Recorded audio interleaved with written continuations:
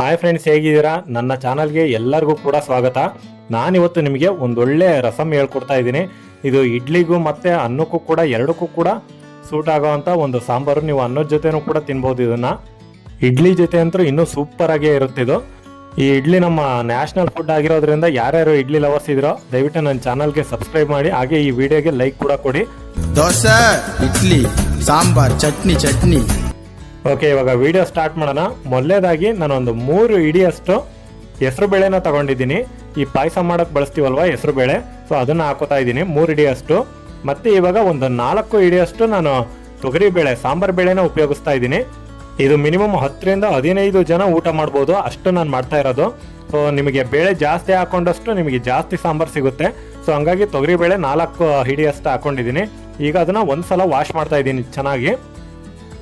ಈಗ ಒಂದ್ಸಲ ವಾಶ್ ಮಾಡಿದ್ಮೇಲೆ ಅದಕ್ಕೆ 2 ಸ್ಪೂನಷ್ಟು ನಾನು ಎಣ್ಣೆನ ಬಿಡ್ತಾ ಇದ್ದೀನಿ.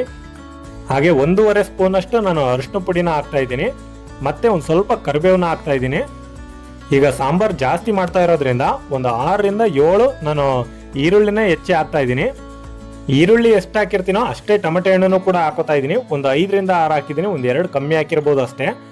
ಟೊಮೆಟೊ ಹಣ್ಣು ಜಾಸ್ತಿ ಹಾಕೋದ್ರಿಂದ ರಸಮು ಕೂಡ ಜಾಸ್ತಿ ಇರುತ್ತೆ. ಮತ್ತೆ ಸೊ ಇವಾಗ ಇದಕ್ಕೆ ನೀರು ಹಾಕ್ತಾ ಇದ್ದೀನಿ. ನೀರನ್ನ ನಾವು ಅದು ಎಷ್ಟು ಅಂದ್ರೆ ಮುಳುಗೋ ಅಷ್ಟು ಹಾಕ್ಬೇಕಾಗುತ್ತೆ. ನಾವು ಹಾಕಿರೋ ತರಕಾರಿ ಬೇಳೆ ಎಲ್ಲ ಮುಳುಗಬೇಕು.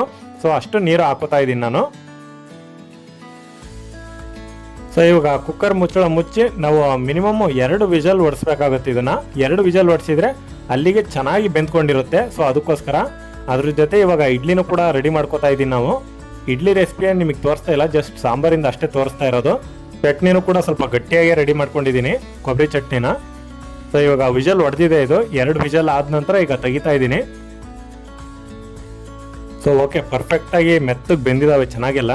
ಸೊ ಇವಾಗ ನಾನು ಸೌಟಲ್ಲೇ ಸ್ಮ್ಯಾಶ್ ಮಾಡ್ಕೊತಾ ಇದ್ದೀನಿ ಚೆನ್ನಾಗಿ. ಈಗ ಸೌಟಲ್ಲಿ ಚೆನ್ನಾಗಿ ಸ್ಮ್ಯಾಶ್ ಮಾಡಿದ ನಂತರ ಈಗ ಮತ್ತೆ ಸ್ಟವ್ ಹಚ್ಕೊಂಡು ನಾನೀಗ 2 ರಸಮ್ ಪೌಡ್ರ್ ಚೀಟ್ಗಳನ್ನ ಹಾಕ್ತಾ ಇದ್ದೀನಿ. 10 ರೂಪಾಯಿದವು. ಸೊ 2 ಆದರೆ ಇದಕ್ಕೆ ರುಚಿ ಚೆನ್ನಾಗಿ ಬರುತ್ತೆ ಇದು. ಸೊ ಸ್ಪೂನ್ ಲೆಕ್ಕದಲ್ಲಿ ಹೇಳೋಕ್ಕಾಗಲಿಲ್ಲ, ಹಂಗಾಗಿ ನಾನು ಚೀಟ್ ಸಮೇತ ತೋರಿಸಿದ್ದೀನಿ. ಈಗ 1.5 ಸ್ಪೂನಷ್ಟು ನಾನು ಖಾರದ ಪುಡಿನ ಹಾಕ್ತಾ ಇದ್ದೀನಿ. ಹಾಗೆ ಒಂದು ಸ್ವಲ್ಪ ಉಪ್ಪನ್ನು ಕೂಡ ಹಾಕ್ತಾ ಇದ್ದೀನಿ ರುಚಿಗೆ. ಕಲ್ಲುಪ್ಪನೇ ಹಾಕ್ತಾ ಇದ್ದೀನಿ ನಾನು. ಮತ್ತೆ ಸ್ವಲ್ಪ ಕೊತ್ತಂಬರಿ ಹಾಕೊಂಡಿದ್ದೀನಿ. ಈಗ ಲಾಸ್ಟಲ್ಲಿ ಕೊತ್ತಂಬರಿ ತುರಿನ ಹಾಕ್ತಾ ಇದ್ದೀನಿ. ಅದು ಕೂಡ 1 ಕಪ್ ಅಷ್ಟು ಹಾಕೊಂಡಿದ್ದೀನಿ ನಾನು.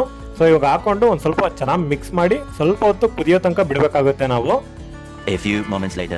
ಸೊ ಇವಾಗ ಕುದಿಯೋದಕ್ಕೆ ಸ್ಟಾರ್ಟ್ ಆಗಿದೆ.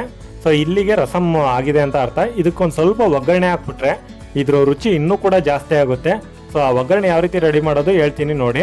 ಮೊದಲೇದಾಗಿ ಒಂದು ಸ್ವಲ್ಪ ಎಣ್ಣೆಗೆ ಸಾಸಿವೆನ ಹಾಕೋತಾ ಇದ್ದೀನಿ ನಾನು, ಒಂದು 2 ಸ್ಪೂನಷ್ಟು. ಮತ್ತೆ ಒಂದು 2 ಸ್ಪೂನಷ್ಟು ನಾನು ಜೀರಿಗೆನ ಹಾಕೋತಾ ಇದ್ದೀನಿ. ಹಾಗೆ ಒಂದು ಸ್ವಲ್ಪ ಕರಿಬೇವನ್ನ ಹಾಕೋತಾ ಇದ್ದೀನಿ. ಸೊ ಇವು 3ನ ಹಾಕಿ ಒಂದು ಸ್ವಲ್ಪ ಫ್ರೈ ಮಾಡ್ಕೊಂಡ್ಬಿಟ್ಟು ಎಣ್ಣೆ ಸಮೇತ ಹಾಗೆ ನಾವು ಆ ಸಾಂಬಾರು ರೆಡಿ ಮಾಡ್ಕೊಂಡಿದ್ವಲ್ವ ಅದಕ್ಕೆ ಹಾಕ್ಬೇಕಾಗುತ್ತೆ ಇವಾಗ. ಹಾಗೆ ನಿಧಾನಕ್ಕೆ ಸ್ವಲ್ಪನೇ ಹಾಕೋತಾ ಇದ್ದೀನಿ, ಯಾಕಂದರೆ ಸಿಡಿಯೋ ಅಂತ ಚಾನ್ಸಸ್ ಇರುತ್ತೆ. ಅದ್ರ ಬೇರೆ ಕುಕ್ಕರ್ ಬೇರೆ ಫುಲ್ ತುಂಬಿದೆ, ಅದು 10 ಜನಕ್ಕೆ ಆಗೋಷ್ಟು ಮಾಡಿರೋದು ಸಾಂಬಾರು. ಸೊ ಇವಾಗ ಹಾಕಿ ಒಂದು ಸ್ವಲ್ಪ ಚೆನ್ನಾಗಿ ಮಿಕ್ಸ್ ಮಾಡ್ತಾ ಇದ್ದೀನಿ ಒಗ್ಗರಣೆನ. ಸೊ ನೋಡಿದ್ರಲ್ಲ, ಇದನ್ನ ರಸಮ್ ಅನ್ಕೊಂತಿರೋ ಅಥವಾ ಸಾಂಬಾರು ಅನ್ಕೊಂತಿರೋ ಅದು ನಿಮಗೆ ಬಿಟ್ಟಿದ್ದು. ಸೊ ಇಡ್ಲಿ ಮತ್ತು ಅನ್ನಕ್ಕೆ ಎರಡಕ್ಕೂ ಕೂಡ ತುಂಬ ರುಚಿಯಾಗಿ ಹೊಂದುತ್ತಿದ್ದು. ಸೊ ಈ ವಿಡಿಯೋ ನಿಮಗೆಲ್ಲ ಇಷ್ಟ ಆಗಿರೋ ದಯವಿಟ್ಟು ನನ್ನ ಚಾನಲ್ಗೆ ಸಬ್ಸ್ಕ್ರೈಬ್ ಆಗಿ. ನಾನಂತೂ ಇಡ್ಲಿ ಜೊತೆಗೆ ಇದನ್ನು ಸವಿಯೋದಕ್ಕೆ ಸಿದ್ಧ ಆಗಿದ್ದೀನಿ. ಬಿಸಿ ಇಡ್ಲಿ ಕೂಡ ರೆಡಿ ಆಗಿದೆ, ಅದರ ಜೊತೆ ಸಾಂಬಾರು ಕೂಡ ರೆಡಿ ಮಾಡ್ಕೊಂಡಿದ್ದೀನಿ ಇವಾಗ. ಓಕೆ, ನೋಡಿದ್ರಲ್ಲ, ಈ ರೆಸಿಪಿ ನಿಮಗೆಲ್ಲ ಇಷ್ಟ ಆಗಿರೋ ದಯವಿಟ್ಟು ನನ್ನ ಚಾನಲ್ಗೆ ಸಬ್ಸ್ಕ್ರೈಬ್ ಆಗಿ. ಹೊಸಬ್ರು ಆಗಿದ್ರೆ ದಯವಿಟ್ಟು ನನ್ನ ಚಾನಲ್ಗೆ ಸಬ್ಸ್ಕ್ರೈಬ್ ಮಾಡ್ಕೊಂಡು ಹಾಗೆ ನನ್ನ ಪ್ರತಿ ವೀಡಿಯೋಸ್ದು ಕೂಡ ನೋಡಿ. ಹೀಗೆ ನಿಮಗೆ ಒಂದೊಂದು ವೆರೈಟಿ ಆದಂಥ ಡಿಫ್ರೆಂಟ್ ರೆಸಿಪಿಗಳೊಂದಿಗೆ ಬರ್ತೀನಿ. So thanks for watching.